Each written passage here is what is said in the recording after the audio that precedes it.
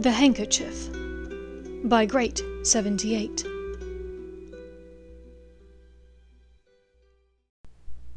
Chapter 85. The Secret Keeper. The Grangers' Goodbyes. Draco, Hermione, and Narcissa landed on a dirt path, running through a thick forest of birch and pine trees. Narcissa smiled at Draco expectantly. Where's the house?" he asked, looking about in confusion. Narcissa turned to them both. "The Tonks' residence is at 208 Broomhall Road, Surrey." Behind her there was a small popping noise, and a grey blur began to appear in the woods behind her between two trees. The trees began moving aside, and the blur expanded quickly, like a balloon inflating, but it was made of stone, wood, glass. Within 5 seconds a house had appeared in the woods. "You're their secret keeper," Hermione breathed in an awed whisper. "Yes, but let's not tarry here. Come inside, and we will explain." And with that, Narcissa swept up the steps and knocked on the door. "I was pleased to get your note last summer, Draco, although I wish the circumstances had been different," Andromeda said to him, as she sat next to her husband. "Nymphadora told me that she'd seen you in school last year, and how you always seemed so disconsolate, as though the weight of the world was on your shoulders. I suppose I knew why, even if your mother didn't reveal that you had been given a difficult mission." "Yes, last year was arduous. I'm not sure that this year will be any easier," Draco said. "I don't know if Hermione told you in her note, but I've been tasked with hunting down Muggleborns, and one of them is you, sir. I volunteered to search for you specifically because I wanted to be able to warn you in advance." "I appreciate that, son," Ted said in his thick brogue accent. "I knew that the time was coming, and that my ability to move freely, go to work, and so on, was short-lived." "The Death Eaters are aware that your home is unplottable, so the plan for tomorrow is to go to St. Mungo's and try to find you there. I would suggest, if you haven't already done so, turn in your resignation at the hospital by Owl, and don't go back. If your home is protected by the Fidelius charm with Mum as your secret keeper, you both should be safe here." "Dora agrees with you, and she said that she'll be able to bring us supplies as we need them, so we will stay here," agreed Ted. "But son, just remember, you don't have to do this. You've got a bright witch in Hermione, and she can take care of herself. You can take care of each other." Andromeda added, "If you ever need a way out, you know where to find us now." She and Narcissa shared a smile. "That reminds me, Sissy, Moody sent me a note by Owl this morning. They are running into some issues with the mission, and they may need to use our house as a safe house very briefly next week. Can you write our address on a piece of paper and give it to Hermione to pass on to him?" "Certainly," Narcissa agreed, and gave the note to Hermione, who put it in a pocket of her sundress. "I hate to leave you both, but I need to go and see how my parents are getting on with leaving. They are going this afternoon," Hermione said, a bit teary-eyed. Draco stood with her and gave her a concerned look. "You should go too, Draco," his mother said. At his look of indecision, not wishing to leave her, and yet clearly wanting to go with Hermione, Narcissa simply chuckled. "My dragon, I am perfectly fine here with my sister. Rafi is able to apparate in and out of both this house and ours, so she will accompany me back to my suite later this afternoon. Although that does remind me," Narcissa continued, turning to her sister and brother-in-law, "may I borrow a few potted plants and a pair of shoes in case Bellatrix asks to see what I purchased today?" Draco smiled at his mother and kissed her cheek goodbye, hesitating only a moment before doing the same to his aunt. He shook Ted's hand, thanking him for all of his help last summer and for trusting him. As he and Hermione stepped out of the door and onto the bottom step, the house shrank behind them, like a quickly deflating balloon, popping out of existence. "I'm not going to lie, that was pretty cool," Draco said, looking back. "If you think that was neat, you should see how the Black House appears," Hermione giggled. and with that she grabbed him around the waist and turned on the spot, back into the thicket at Hampstead Heath. "Darling, are you sure you packed up all of our patient records? You know how upset your father will be if we can't access old records when we return to set our practice back up." Helen Granger was running around the house wearing muggle jeans and a pajama top buttoned incorrectly, mismatched socks, and one earring. Draco could not help but notice an uncanny resemblance to a certain house elf. "Yes, Mum, I got them. Now, please, sit down and eat this toast. It's after 11 in the morning. You haven't eaten since dinner last night," Hermione begged her mother. Richard rounded the corner. "Hell, have you seen my sunglasses? Last time I wore them was when we took that walk last week, and I can't remember what jacket I was wearing." "Accio Dad's sunglasses," Hermione said, holding out her hand. 5 seconds later, the sunglasses zoomed in from the recessed alcove by the front door. "Dad, what did you have for breakfast?" Tea?" her father answered uncertainly. "You mean this tea?" Hermione held up a full cup. "It's ice cold." "I'm sorry, crab cake. It's just been stressful." Richard slumped down into a chair opposite his wife, whilst Hermione scrambled a half-dozen eggs and made another 2 slices of toast. "I know, Dad, but you need to eat," Hermione said in a firm voice. Draco looked up at her sharply. He had heard Hermione speak firmly before, and something was wrong. This wasn't her normal voice. It was then that he noticed her flushed face, the tears that threatened to spill from her eyes. "Hermione, what's wrong?" Helen Granger stood and walked to her daughter. "Here, let me finish the—" "No, Mum, I've got it," Hermione said, using the sleeve of her sundress to dry her eyes. "Just a bit emotional, is all, you know. What with us leaving everyone behind." "Oh, honey," Helen said, "I know you will miss Draco and Harry and Ron, Ginny and the rest of the Weasleys. Why don't you sit down and write them a nice note?" "No, there's not enough time."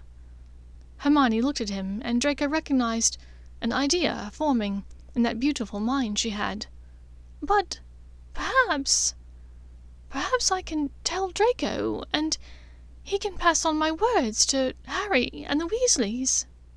Draco opened his mouth, about to point out the absurdity of that idea. He would no sooner be able to speak to Potter and the Weasleys than he could fly to the moon on a broom. Then he noticed the hardened look in her eye, and he understood.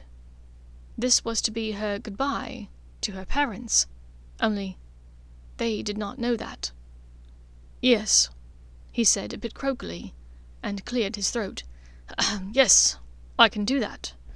I can talk to Harry and Ron for you." "Okay." His witch took a deep breath and closed her eyes briefly, as though girding her strength.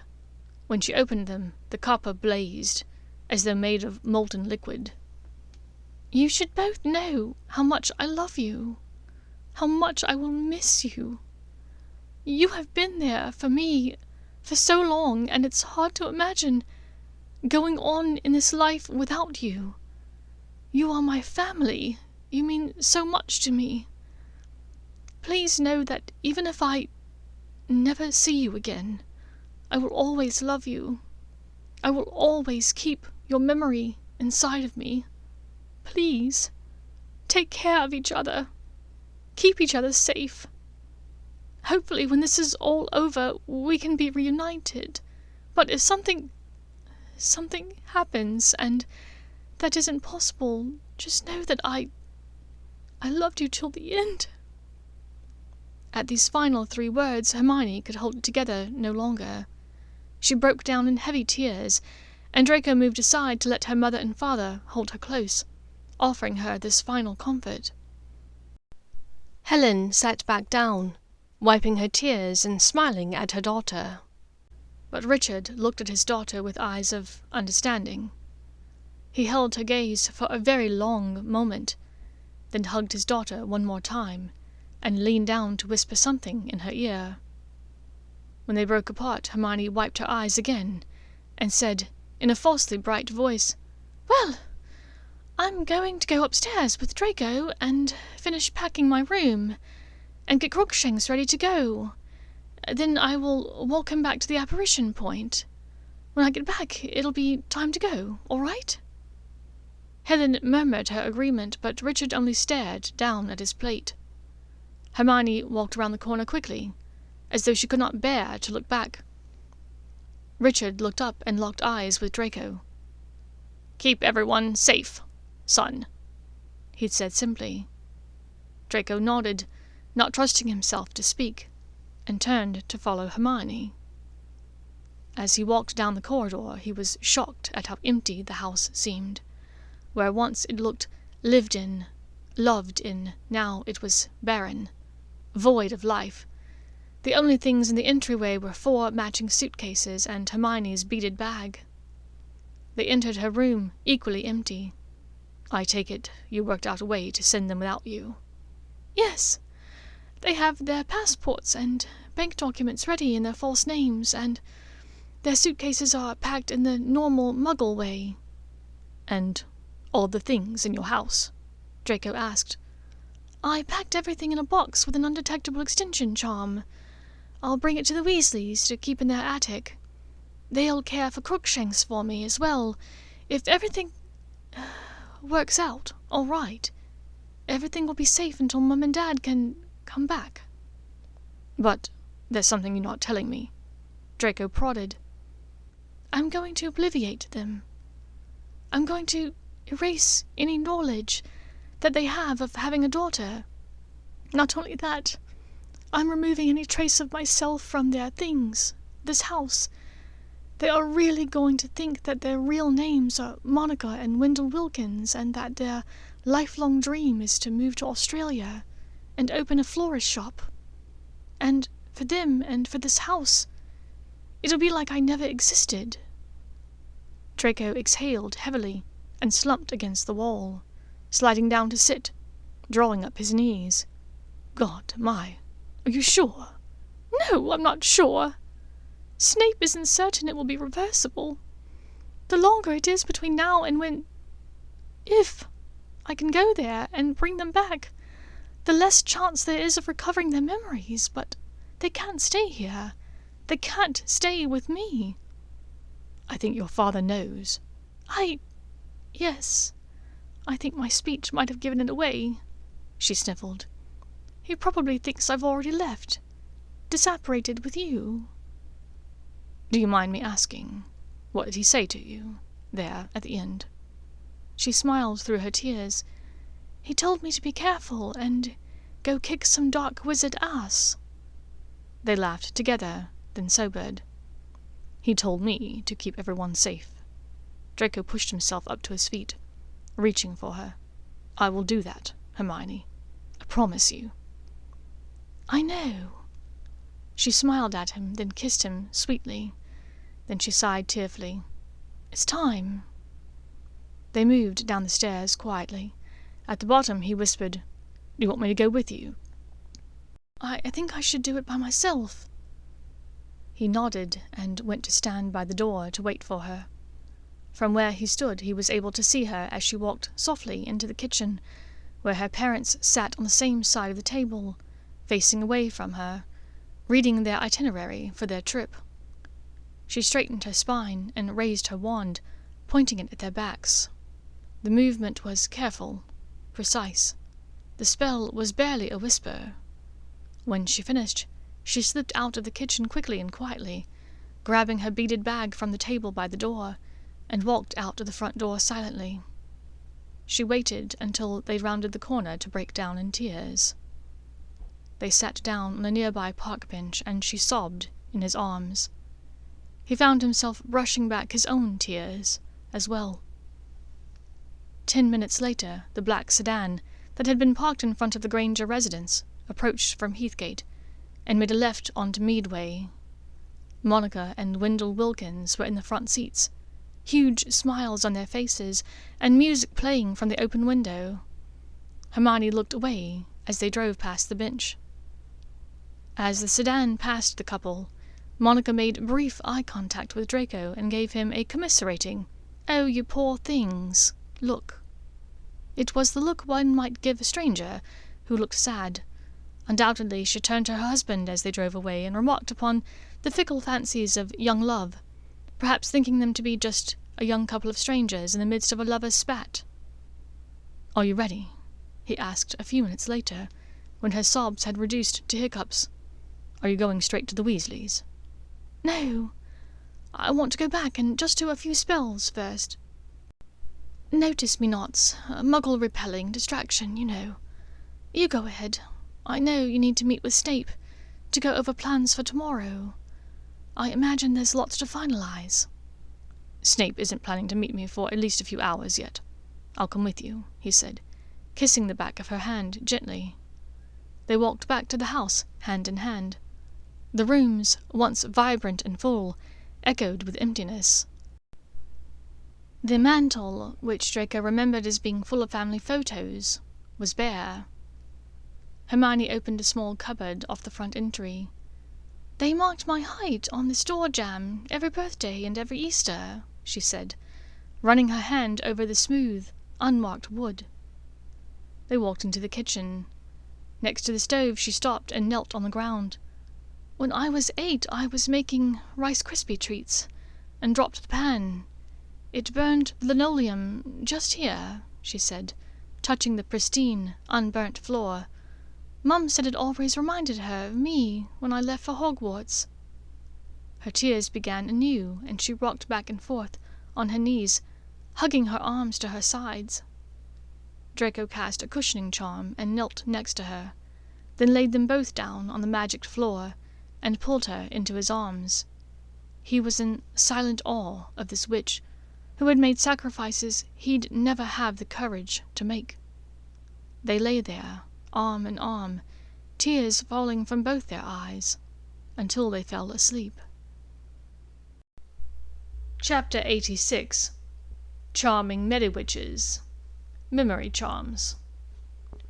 When he awoke, a couple of hours later, Hermione was sitting at the dented and scratched set of tables and chairs, one of the few furniture items that her parents had left behind. She was writing out a to-do list on a piece of parchment with a muggle pen. She looked up and smiled at him endearingly. He stood and came around her, looking over her shoulder for a moment, reading. Harry, cake. Snitch, broomstick. Wedding, tent. Arthur, go through books. Repack for hunt at Weasley's. Ron, Spattergroit. Find R.A.B. Find locket. Figure out others. How to destroy. Weasley has Spattergroit. You know that's highly contagious, don't you? He asked, alarmed. It's his cover story for why he's not going back to Hogwarts. We just have to transfigure the ghoul in his family's attic to look like him, but with red pustules. Shouldn't be too much of a stretch. Have you seen Weasley? Draco cocked a brow at her. He was rewarded with a reluctant smile and headshake from her. She folded her list and pocketed it, standing to face him. She raised up on her toes and kissed him lightly. He circled her waist with his arms, wanting her as close as possible. I need to go, she said reluctantly. I know. Me too, he answered, but neither of them made a move to leave. One last dance. He felt her smile against his chest, likely remembering the night after the Yule Ball, just like he was. They swayed in place to the music in their heads together for a moment before she spoke. What are we doing, Draco? He leaned back and looked her in the eyes. It was the same question she'd asked him as they danced all those years ago, but this time he knew her meaning ran deeper. What was the world doing? What were they thinking, taking these chances, making these difficult decisions? They were supposed to be teenagers entering their last year at school. They should have been worried about studies, future jobs, Quidditch matches, and NEWT level exams. Instead, from an outsider's point of view, they were fighting on opposite sides in a war of good versus evil. We're doing whatever we can, everything we can, to end this. The next morning, his team began with a futile search for healer Tonks. They apparated to the alley near the entrance of St. Mungo's. Draco hung back on the excuse that he might need to look out, while the other three walked directly to the Welcome Witch, pushing aside an injured wizard to reach her desk. "Yes?" she said waspishly. "Hello, precious. I having a look-see, locate one of your healers here. Goes by the name of Edward Tonks."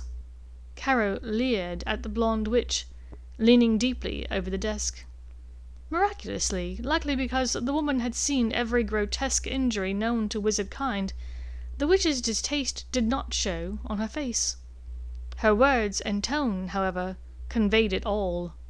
"I trust that you can read, sir?" "What? Oh, yeah, hotcakes, I can read." Caro grinned.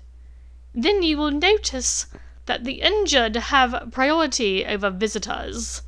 In addition, if you know Healer Tonks, then you know he works for the Artifact Accidents Department, which is located on the..." The witch waited, drumming her nails on the desk. After a few silent moments in which the witch stared Caro down, as he preened obliviously under her annoyed gaze, Pettigrew tapped Caro on the shoulder to draw his rapt attention away from the annoyed witch. "There! It's just there, the sign. His department is on the first floor," Pettigrew squeaked. "And look at that, boys! It only took the two of you a full minute to work that out. You are well on your way to a Merlin first class with that kind of shared brain power. Next!" The witch called loudly. Draco struggled not to laugh.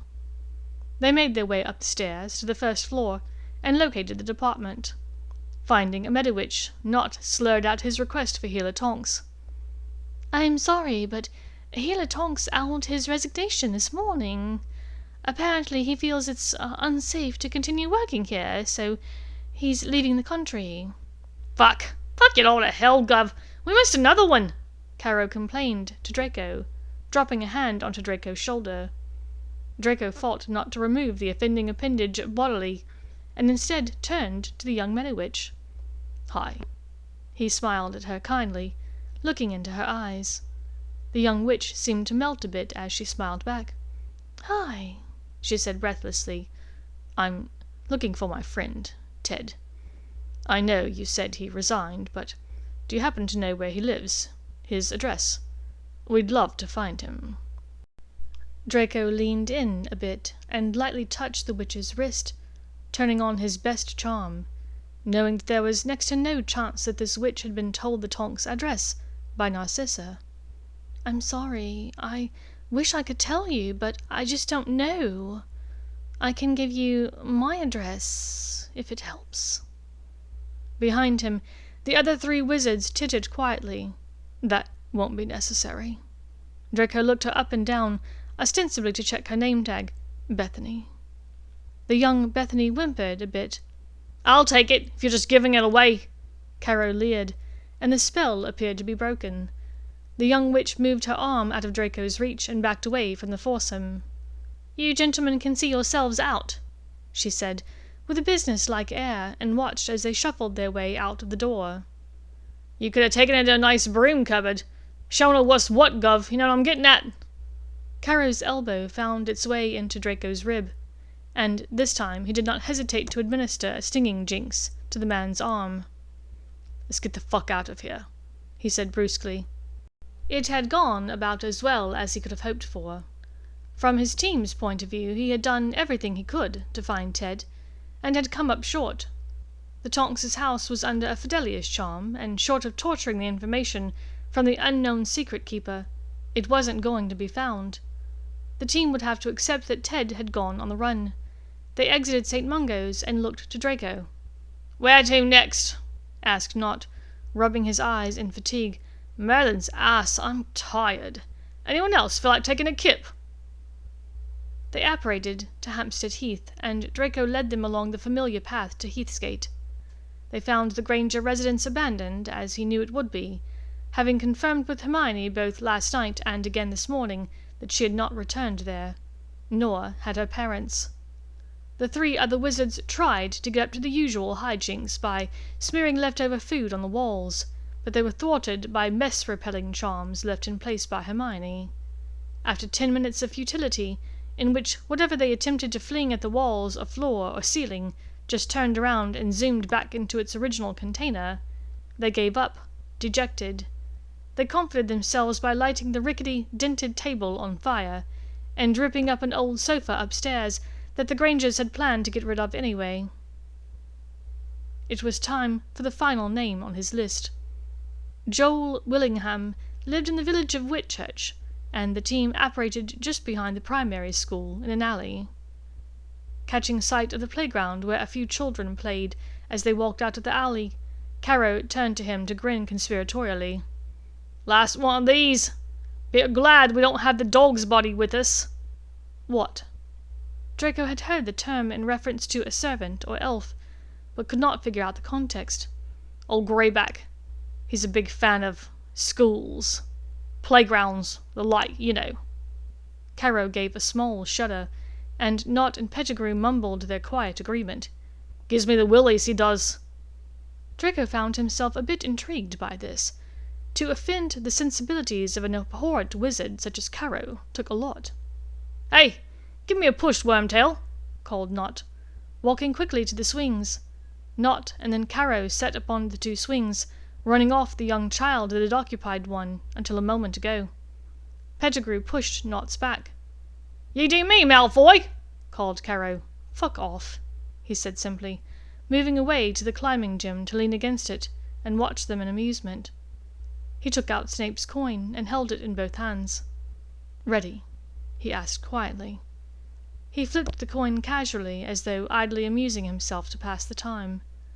Now Pettigrew was sitting in place of Nott, who appeared to be nauseous. He was asking Nott to push, but Nott was refusing. The coin burned. "Yes." 5 minutes, he said, and the message was relayed. He flipped and caught the coin once more, and Nott approached, looking sour. "Let's go," the now slightly green wizard said. "Counting all your gold, Malfoy!" Caro cackled as the group converged and began walking, Draco tossing the coin a few more times for good measure. "It's 1 galleon, Caro. I'm counting all of your gold," Draco said, to the hearty laughter of Pettigrew and Nott. "Well, let's have it then," Caro said, snatching it out of the air from Draco. "Hoo-hoo!" cheered the peanut gallery, spoiling for a fight. "Accio coin." Draco pointed his wand surreptitiously at Caro's hand, summoning the coin back. "And if your filthy hand touches anything of mine again, I will hex it the fuck off. Are we clear?" Yeah, Caro grumbled. "Don't touch your fucking birds, got it?" Draco huffed a small exhale of relief, and dropped the coin back into his pocket as they walked the short distance to the former Willingham residence. The current inhabitants of the house were away on holiday in Crete, according to a neighbour, and would not be home until Sunday. The 4 of them reached the steps, and the other 3 wizards walked up to the front door, and pounded with a little brass lion knocker. Draco turned to face the street to keep lookout. No one was coming in either direction, so he gave a discreet thumbs-up signal to the large open picture window where Snape was hiding behind the curtains. There were 3 loud thumping noises as his team hit the ground of the porch. "Help me levitate them inside, Draco," said Snape urgently from behind him. Working quickly and trying not to draw attention to themselves, they got the 3 men inside the door and closed it. Draco kept watch at the picture window in case anyone approached the house, but his attention kept getting drawn by what Snape was doing. Because Snape had used him to test the memory transfer process on, he'd not actually seen it done. Snape had needed to know if it would work properly when the test subject was stupefied. The professor withdrew from his cloak 3 vials, each labelled with a name, each filled with an unusual substance that looked at once both solid and vaporous. It was a greyish-white, and swirled around in the vials, without Snape even moving them. As he watched, Snape unstoppered the first vial, and then withdrew the substance with his wand, coiling it about in the air, looking like an otherworldly snake charmer. "Memoria Concipium," Snape said softly. Take over the memory, thought Draco, remembering from his years of Latin. Snape touched his wand to Pettigrew's temple, and as Draco watched, solid, vaporous smoke seemed to flow into the man's mouth, nose, ears, and eyes. Pettigrew gave a small gasp, then was still. Snape repeated the motions and incantations for Caro and Knot. Caro had no reaction, but Knot's brow furrowed deeply for a moment. The two of them levitated the men back onto the porch, casting a notice-me-not charm. When he was done, Snape motioned to Draco. "Your turn." This would be a difficult part, and in order to keep Snape out of sight, he would need to do it alone. Snape stepped back into the house and disapparated, leaving Draco with 3 prone, unconscious wizards. "Imperio," he said forcefully, pointing his wand at all 3 men. Then, "Innervate." All 3 awakened, yet had blank, unseeing expressions on their faces. "Stand up," Draco commanded. All 3 men got to their feet quickly. "Finite and cantatum," he whispered, and it was done. "Well, we finally found one that didn't run away," Pettigrew squeaked. "Yeah, the mum was quite a looker, yeah? Should have stayed and had a bit of fun with her. Know what I mean, Gov?" Caro's elbow found Draco's ribs again, and this time Draco included a slicing hex, in addition to the stinging jinx. "Ow! Fuck, what'd you do that for, Dick?" Caro yelped, pressing on his arm where a tiny bit of blood seeped through his sleeve. "Quit elbowing me," Draco said simply. "Can you biddies quit arguing? I need a drink. Now." Knot finally spoke up, and Draco noticed that his hands shook uncontrollably. Knot forced them into his pockets to avoid their stares. "Let's go back to the apparition point. Malfoy, you have any more of that good fire whiskey?" They each apparated back into their homes, with the exception of Draco, who stayed put, as part of the plan with Snape. He took out Snape's coin and sent a message once more. "It's done. They're gone." There was a small crack in front of him, and his former professor stood in the alley with him. "Does it have to be this way?" he asked Snape. Snape fixed him with a stare. "It is for the best. If the memory is ever searched, you do not want to give that up. I will only remove the discussions about this incident between you and me, as well as between you and anyone else about this incident. I will leave the rest of it intact. It will be up to you to hide that. But this memory of the boy's death may be examined, and you do not wish for it to look different from theirs." Snape withdrew one last vial from his pocket, performing the necessary spell. Draco felt it flow into every one of his senses, and even knowing that it was fake filled him with a sense of dread and horror. Then Snape raised his wand again, turning it with a twisting motion. "Obliviate." Draco looked at the older wizard in confusion. "Snape, why are you here?" He looked around the darkening alleyway. There were no more sounds of laughter and playing coming from the nearby playground. It was getting dark. Dinner would be served soon. "The Dark Lord has sent me to check on your mission status. Did you visit each of the witches and wizards in question?" Draco looked into the man's eyes, occluding the knowledge of his part in hiding the witches and wizards he'd found. But there was something there. It was like an itch, one that he knew he must not scratch. The last time he had spoken to Snape, days before at Spinner's End, they had talked some about Dumbledore, but that was all. "I didn't know that you knew the particulars of my mission." "I know many things," Snape said drolly. "It went fine.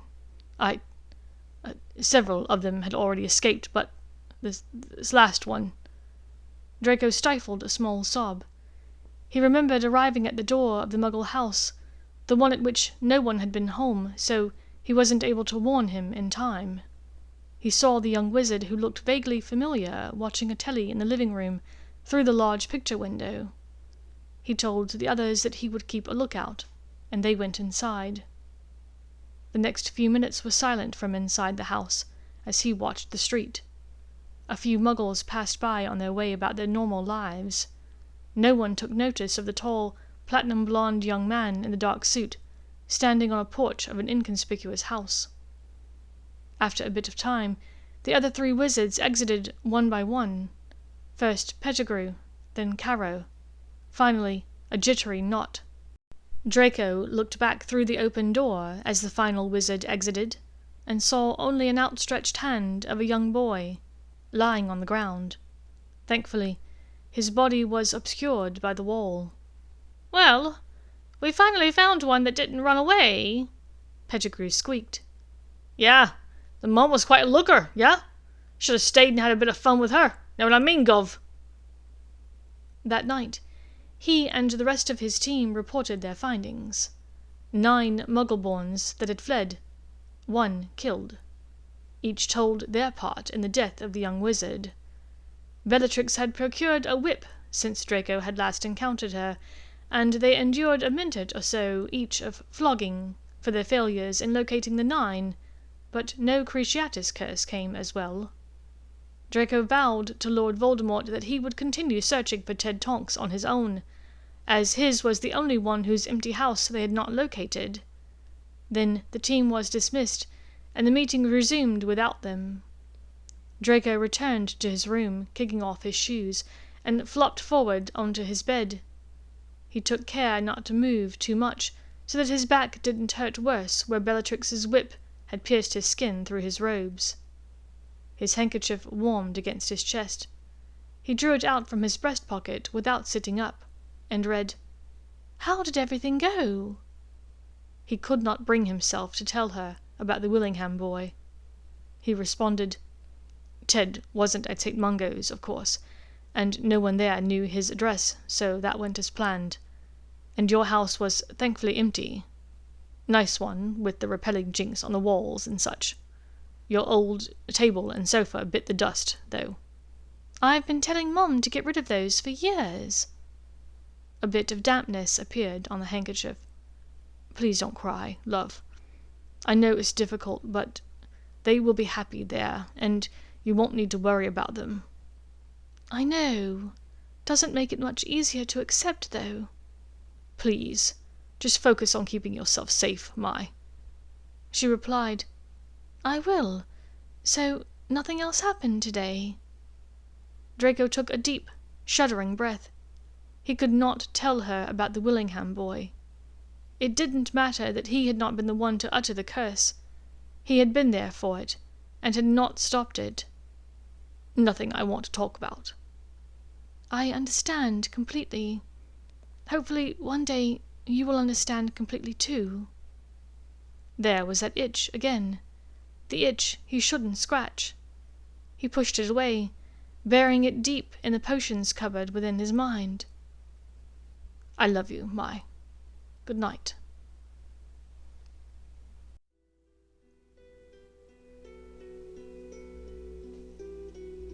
Thank you for listening to this chapter of The Handkerchief by Great 78.